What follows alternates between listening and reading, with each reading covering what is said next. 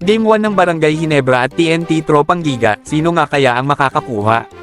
Yawn mga idol, March 14, 2025, ang Game 1 ng Barangay Ginebra at TNT Tropang Giga sa oras na 7:30 PM. Ito na nga ang hinihintay ng karamihan ng mga PBA fans, ang muling pagtatapat ng dalawang koponan.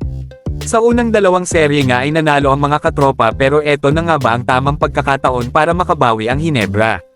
Madami ang nagsasabi na kahit daw wala itong si Jason Castro ngayon season ay tagilid pa rin ang Ginebra, ito'y dahil sa pamumuno ng mukhang magiging best import na naman na si Ronde Hollis Jefferson.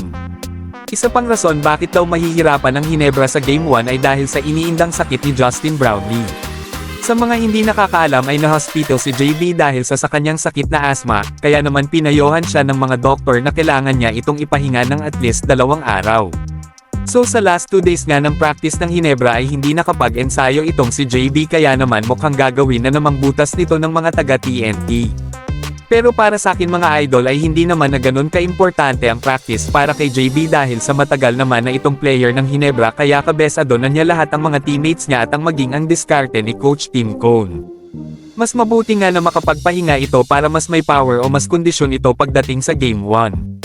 Kaya naman para sa akin ay mananalo sa Game 1 ang Barangay Ginebra. Isang dahilan din bakit sa tingin ko ay mananalo ang Ginebra ay dahil sa sabik na silang makabawi sa katropa.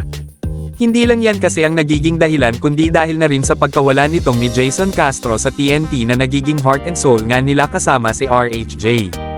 Idagdag mo pa dyan ang pagsama ngayon sa lineup kay Troy Rosario na dating taga TNT. Ang sabi pa nga niya ay may pasabog nga ito sa serye kaya naman kailangan abangan natin yang lahat. Nandyan na din kasi ang super rookie ng Ginebra na si RJ Abarrientos kaya naman mas deadly o mas intact na ang opensa ng Ginebra. Samahan mo pa dyan ang pagbabalik nitong ni Jamie Malonzo na unti-unti na namang nakukuha ang kanyang rhythm, ganun din naman sa sharpshooter nila na sa Jeremiah Gray. So mas malakas nga talaga ngayon ang lineup ng Ginebra kontra sa naging matchup nila nung last 2 finals kontra TNT. Although nadagdag naman itong si Reyna Ambatak para sa TNT pero mukhang iba pa rin talaga ang tropang Giga kapag nandyan ang isang Jason Castro.